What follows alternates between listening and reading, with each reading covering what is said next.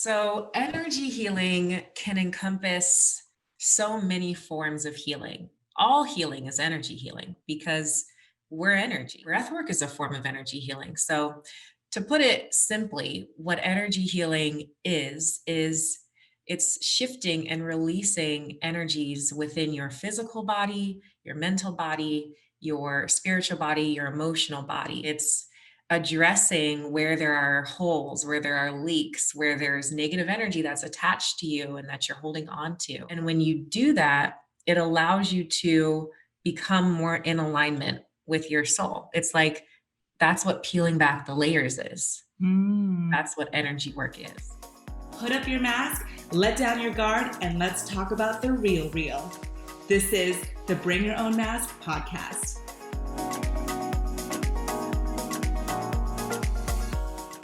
All right, everyone. Keisha Frazier is a Stanford grad and an ex-Facebook employee turned mindset and energy healer who helps women release the beliefs and stuck emotions that are really keeping a lid on their business success. I'm so excited to have Keisha on here with us today. Not only is Keisha a good friend of mine, she has actually worked on me. And so I'm so excited, Keisha, that you are here. Welcome to the show. Thank you, Kristen. I'm really excited to be on the show. Thanks for having me. Awesome. Okay. So Keisha, I've been dying to ask you this question, but I wanted to know, and I'm sure all of our listeners are dying to know, when it comes to emotions, right? And stuck emotions, why does one need to even look at stuck emotions and how does it actually relate to one's success? There's so many different places I could go with this question, but I actually was just explaining this last night in a way that I thought was pretty fun. If you're familiar with tarot, there's the Lover's card, which is about harmony and union. And you could even consider it as a card that represents the union within yourself. And then there's the devil card, which is about disharmony and it's about addictions or greed or obsessions. All of our vices are encompassed in the devil card. So, how I explained it was that we come into life as the lover's card, we come into life as our whole complete soul. Like knowing our wholeness inherently, knowing our worth. And then we go through life and we accumulate this conditioning that brings the devil card into the forefront.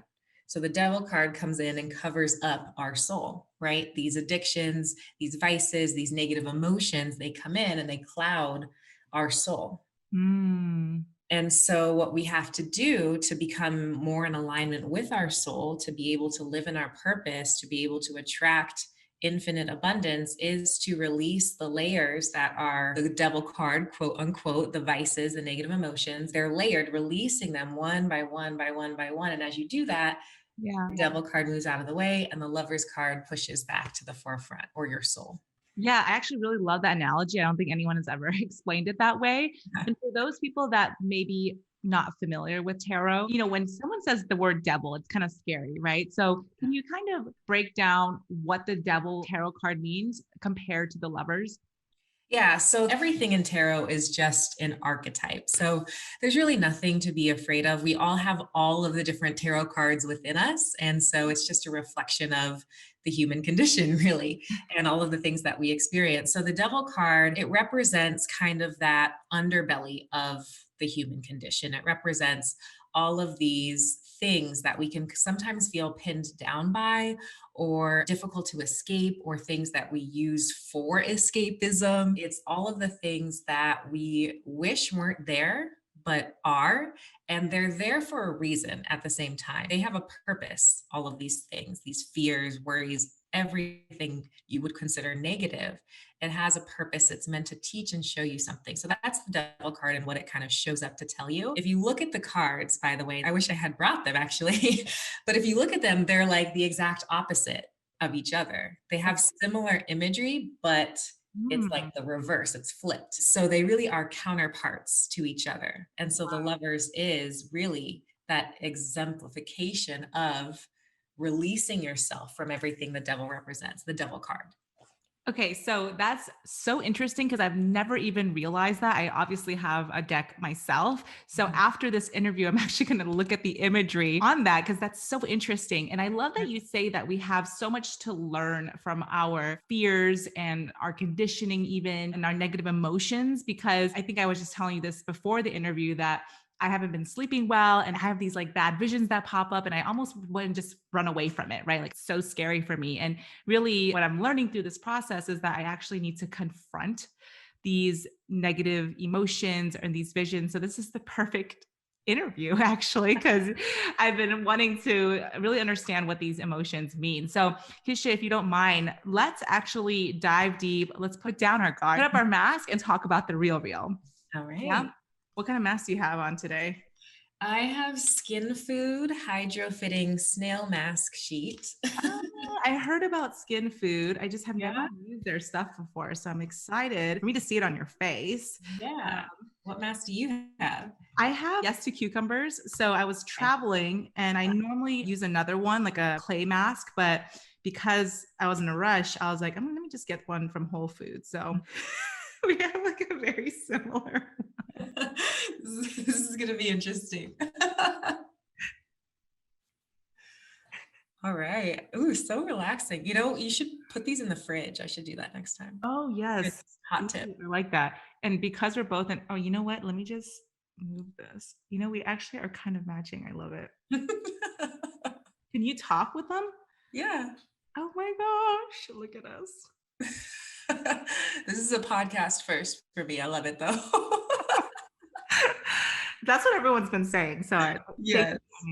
Okay, so let's get back on track. So Keisha, I have been dying to ask you this because you went from a Stanford grad and an ex-Facebook employee, and most people would think that's like their dream job. And you decided to leave that job and you turned into a mindset and energy healer, which I think is personally awesome. But tell me the story of how that happened and why you decided to become an energy healer instead. Yeah, let me see how quickly I can tell this story. So let's see. It started in 2011. Don't worry, this will be quick, even though I'm starting 10 years ago. 2011, I was in a boat accident. It was a near-death experience. I could have easily died in that accident. And after that accident, I had already known I was not happy at Facebook. And this is nothing against Facebook. It was a great place to work. That's how I knew that corporate wasn't for me. I was like, if I can't be happy at Facebook, then I can't work in corporate. It's just not my path. So I had already been feeling that. The accident just confirmed like I could die tomorrow. So I need to follow my heart. And at the time, I was really into health and fitness. And so I decided to leave after 2 years at Facebook. This was a year after the accident. I decided to leave and go into the fitness industry. So I spent about 6 years in the fitness industry, various positions, actually ended up back at corporate, left again, corporate for a fitness company. And then after all of that, I decided, okay, I need to really figure out what's going to work for me. And I stumbled upon someone who had started an online health coaching business. And I immediately was like, that's it. That's it. Online coaching. It just clicked immediately. So I dove right in, started my online health coaching business at the time. And then this is where it shifts. Through starting my business, as you know, being an entrepreneur is hard. It is the hardest thing I've ever done. And I wanted to be successful so bad that I was like, I got to figure out how to make this work. I knew it was my path. Wait, was it harder than Stanford? Yes. Oh my God. Yes. But keep in mind, I studied communication at Stanford. I didn't study like mechanical engineering. So I love school and I was good at school and I knew I was good at school. But anyways, being an entrepreneur, you're like, I don't know, is this going to work? I don't know. There's that whole unknown element. It was really difficult to navigate. So I dove into my mindset. I knew that I needed to heal. I didn't even know what healing was at the time, but I was like, I need to heal to make my business work. And through that process, I realized, oh, actually, I'm a healer. So long story short, that is how I got here. Okay, that leads me to my next question, because how did you find out that you were a healer? Like, how did you know this? Mm-hmm. So I was told.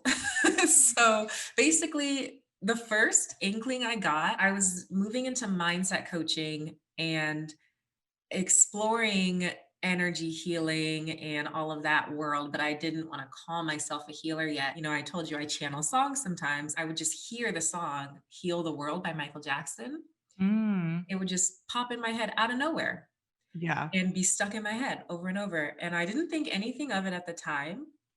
But then a couple months later, during a Reiki certification, we go through these attunements. They raise your consciousness, right? It's a Yeah. deep experience. And during one of those, I heard, "You're a healer."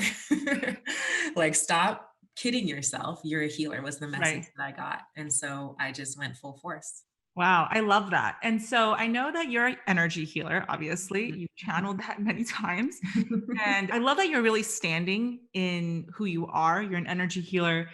Can you explain to someone that maybe don't know anything about energy healing or maybe are really new to their healing journey, what you do for people? Yeah. So energy healing can encompass so many forms of healing. All healing is energy healing because we're energy, right? Mhm. So it's hard to really put it into a box. I think a lot of people would think of energy healing as just, hands on healing or Reiki healing, Yeah. but breathwork is a form of energy healing. So to put it simply, what energy healing is it's shifting and releasing energies within your physical body, your mental body, your spiritual body, your emotional body. It's addressing where there are holes, where there are leaks, where there's negative energy that's attached to you and that you're holding on to, Yeah. so that you can purge and balance and maybe invite in more positive energy as well. And when you do that, it allows you to become more in alignment with your soul. It's like that's what peeling back the layers is. Mm. That's what energy work is. Yeah. And I love that you say this because I feel like a lot of people, a part of their soul doesn't even realize at this time, right? Because I've talked to a lot of people, in a sense, we're kind of like in this bubble, right? Because both of us were into all of this stuff. We're both into this type of work. But then there's also the part of the world that haven't even touched upon this yet, Mhm. right? And so I really feel like part of our job and my work, and this is why I also want to release our episode and share it to the world, is because I want more people to learn about energy healing and what it has to offer. So let's just say for someone that feels like they're stuck in their life, they can't find the success, or they don't even know what they're wanting to do in their life, how does energy healing help them? Yeah, so it depends on where you are in your journey, but it will help you. It will definitely help you. One thing about healing yourself is you have to be committed to the journey, Mm. because after a year of dedicated healing was when I started to see the results I even started healing for. This trajectory is going to be different for everybody too, because the amount of healing I had to do is different from the amount of healing you might have to do to Cheers. get whatever results you're trying to get. So you just have to be patient and trust the process and know that if you show up to heal, you will be guided to heal exactly what it is that you need to heal. But the way that it can help you is by removing the limiting beliefs, removing the stuck energy. If it's difficult to let go, that was my big thing. It's difficult for me to let go. That's like my life purpose. I came here to learn how to let go. Yeah. Going through different forms of energy healing, every time I heal and release something, it's easier for me to let go. Mm. So it's so much more powerful than just mindset coaching, because you can say the affirmations all day, but we all know that if you don't truly feel it and embody it and believe it, you're not really going to get anywhere. So you need to feel it in your body. And the way to feel different about something in your body is to heal the energy around it. I love that so much. I mean, it's so true, right? I think that on a beginner level, in a sense, we're taught affirmations, and affirmations is something that people say, okay, like repeat that every single day, every day you wake up, and etc. And sometimes the truth is that we don't feel that, right? Like there's Mhm. some part of our subconscious body where we just know deep down that it's not true. It's because it's like, how can that happen when we really don't believe it? And so I love that you say that you're actually tackling beliefs or emotions that have been stuck and addressing those and unblocking those so that your subconscious can then take in these new beliefs, right? Exactly. Yeah. And so that actually leads me for someone that, again, is just starting out or have even been on this path for a while. Is there some kind of advice that you can give them during their morning routine or during their routine that they can actually start to feel their emotions and unblock that process? Again, obviously, it's good to go to a healer like yourself to do some deep work, but let's just say that you have like a stuck emotion and you want to get rid of it right away temporarily. Is there any advice that you can give someone to do? Yes, breath work. That's an easy one. Breath work all day, every day. Breath work is the answer. When I am at my lowest of lows, feeling like rock bottom, breath work is what saves me. Yeah. It's always there, and its benefits, I could go on, but the main benefits, the reason I'm bringing it up is because it activates the limbic system, the part of your brain where you store repressed memories and connect it to your emotions. So you're talking about how do we feel? Yeah. Breath is definitely the way. Yeah. And breath work, correct me if I'm wrong, is obviously using your breath and it's work. Like I've done breath work. I liken it to working out. Like I never want to do breath work, but I know how beneficial it is. Like a workout, you do it because you know it's good for you. Yeah. And I know that you teach breath work as well, right? And so describe to someone that, let's say, have never done breath work before, the process of what is actually happening in your body so that you're releasing things. Yeah, so it is activation. It's an activation of your energy system. It's an activation of your brain and the part of your brain where we're holding information and not wanting to let it go.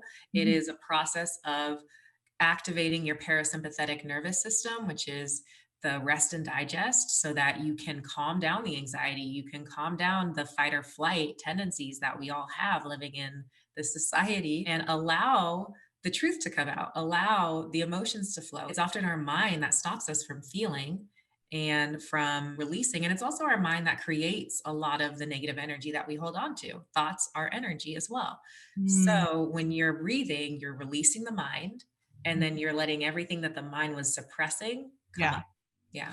I love that. I mean, I haven't done breath work in a while. I mean, I love breath work afterwards, after I finish the work. And I definitely feel like that anyone that has not tried breath work before, definitely check out Keisha's work because it's so powerful when it comes to releasing certain emotions that have been trapped in our bodies, right? And when you're able to do that, you're able to then open up more space for new beliefs or new things to actually come in. And speaking of which, I actually really want to go deeper with you, Keisha. Like a lot of people that I talk to, right, especially my clients, they feel like no one understands them or like, I want to do all this healing work, but like no one has been in my exact shoes and my trauma. So I really want to talk about your story even deeper, if you don't mind. So let's actually take off this mask that we have on. I thought you'd never ask. No. Take off this mask and let's go even deeper, if you don't mind. Yeah, absolutely. Let's get vulnerable. Actually, we can I think like rub this in a little bit. Just gonna pat it in. Okay, so obviously, Keisha, you talk a lot about limiting beliefs and trapped emotions. If you don't mind sharing about some of your limiting beliefs in the past that have kept you stuck for a really long time, describe it to us. Like what happened and how were you able to break through? Yeah, I'll tell you the most recent one. So I have been working a lot on, like I said, letting go is my life purpose. By the way, side note for anyone listening, if you have not looked at your North and South node in Western astrology, that will tell you what you came here to do in this lifetime and what you're supposed to let go of. And so that is how I've confirmed that letting go is my biggest thing. Well, let's get deeper into that. So describe to us what your North Node is, South Node is, and explain a little bit deeper on the letting go, because I want to actually know. And I think everyone does too. Yeah. So my North Node is in the 8th house in the sign of Pisces. So what that means is I came to this lifetime to really explore transformation. The 8th house is Scorpio energy, just to give you some reference. So it's about going deep, the intensity of life, transformation, like kind of the darkness, the moon, the divine feminine, spirituality with Pisces, being imaginative, visionary, and just going with the flow of things. That's my North Node. Okay. My South Node is my comfort zone, and that is in the 2nd house and in the sign of Virgo, which is also my sun sign. So I'm a Virgo sun. So that means that I am especially prone to not letting go, to wanting to control things, to wanting things to be perfect, to the 2nd house is about money. So it means that in a past life, I actually was really focused on making money and really attached to making money and like my possessions and things like that, like materialism. So in this lifetime, my job is to let go of that and trust more, to trust a higher power, to connect with that, to learn to trust other people, be vulnerable, and all of that. So this is the other thing about healing. It's not linear and everything heals everything else at the same time, if that makes sense. Yeah. Like there's no like this healed that and this healed, it's all intertwined. Sure. But this most recent experience that I had, I was shown a vision of my father when he was younger and my grandfather, and the fact that my grandfather left and my father then assumed a role of provider and felt compelled to be the provider, and how I inherited that as part of me, as a drive to succeed, a drive to provide, a drive to have the material things, and Mm. an attachment to that. Mm. So once I saw that vision, I realized that it was time to shift my thinking around that. And it's still an integration process. You heal something, you might have a big release, as I did, but it doesn't mean that it's just gone. Now you have to put it into practice in your day to day life. It makes it easier to put it into practice. That's for sure. I can totally tell that, like, okay, I can actually remind myself to let go and it be a thing instead of me being like, this is not working. So, yeah, so that was the biggest and most recent one for me. Okay. I love these conversations because I obviously have like a framework of questions that I normally ask each guest, but then I have these times where I get like this intuitive hit to ask a certain question, right? And right now, that question is for people that are listening and they're like, dang, healing sounds hard. Like healing sounds like it's a lot of work. Why would I even do this? Like, why can't I just take like a pill? And the thing is that most people do, right? Like a pill can often be really temporarily. Like, what would you say to people that are literally listening to this and they're like, dang, like healing sounds hard. Like, should I even do this? I guess I would say like follow your intuition if you're connected to it, because maybe you're not. I mean, everyone has their own path. Yeah. And so if you don't truly feel called to heal, it might not be your time to focus on that part of your journey. There might be something else. And also keep in mind that, like, if you're meant to heal, you often aren't going to have a choice about it. If the universe wants you to heal and you're resisting, they are going to take something away from you. We call this a tower moment in tarot. They're going to have some kind of upheaval in your life to Mm. make you heal. So you either choose it or it happens to you, quite honestly. Right. I see. And I know that from past discussions that we've had, that actually happened to you. You actually had an upheaval moment. Can you like Mhm. describe to our listeners what that was and how you went through that?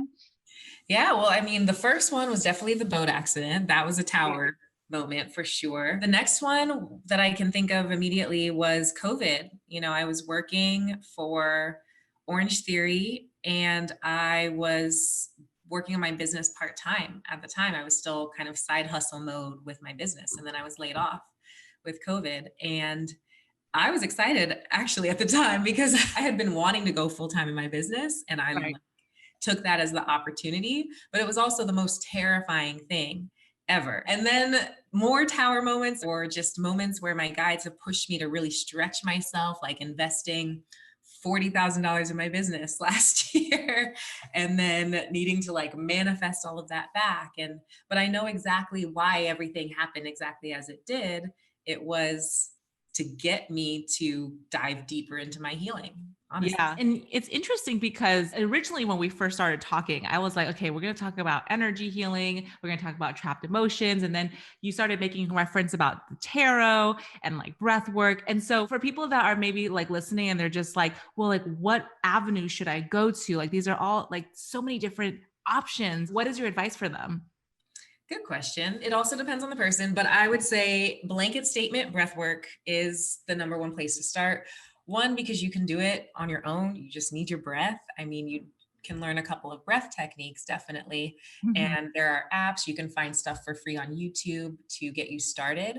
But breath work is probably the easiest entry. And it's also really, really, really powerful at the same Yeah. time. So definitely that. But if I were to make a more individualized response, it would be to kind of, again, tune in to what feels good to you. What do you feel attracted to? What do you feel piques your curiosity? That's how I got into everything that I am currently into. Was it kind of just popped up on my radar and I was like, huh, what is that? I'm curious now. And I explored it and I loved it.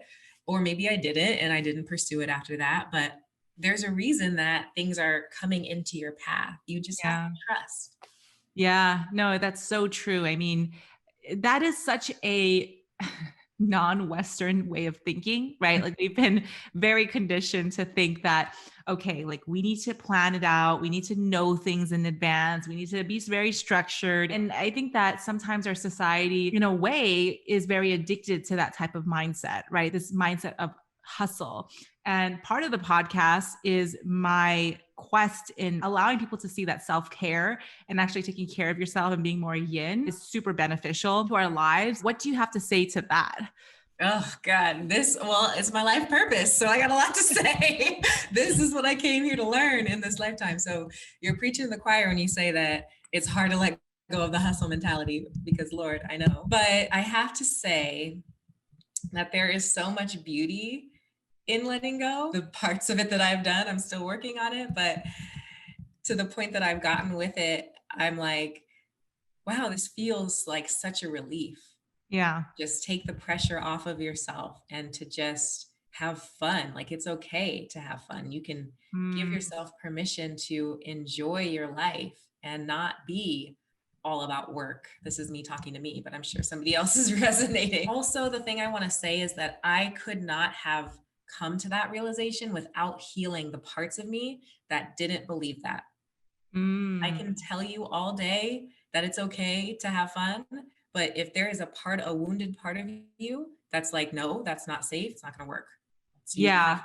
to heal. That resonates so deeply with me. And I feel like that would resonate with a lot of people because right now, especially, right? Like we are leaning towards more yin. I mean, like obviously the Western world is so conditioned to hustle, right? Very masculine. But now we're introducing things that are much more feminine, right? And so I'm really glad that we're heading in that direction. And I love that you say that because most people are just like, well, I see it on Instagram or I see it on social media. Like, you just need to take care of yourself or like, just relax or like take a bath or whatnot. Right. And sometimes it can be misleading because we don't realize that it takes some work to recondition ourselves. It's really not just sitting in your bathtub, right? Like Yes. there is so much more to that. So for people that are like, Keisha, but like, I want to let go, but like I have to pay the bills, right? Or like I want to like be more playful, but like I have to feed my kids or whatever the case may be. What can you say to that person?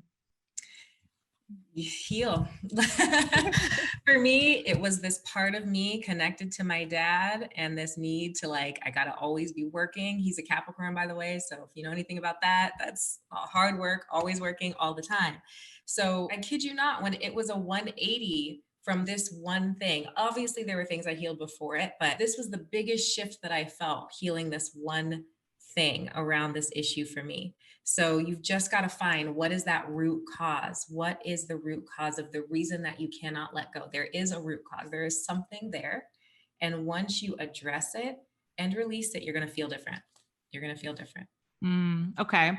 So then let's wrap up with maybe you sharing some kind of practice or affirmation, ritual, quote, whatever the case may be that you would like to leave people with. Yeah. So the thing that I have been loving lately has been Epsom salt baths. They are so simple, and you can call it a spiritual bath too, Mm-hmm. but Epsom salt and any essential oils that you fancy at the moment. You could put some herbs in there. Sometimes I put crystals. Sometimes I make moon water, like leave water out overnight in the moonlight, and then I put that in my bath. And you just make a ritual of it, set your intention for the bath. Maybe there's something you want to release. I always try to release something as the water goes down the drain, and just like let the water wash over me while I'm in there and really think about energetically cleansing my body.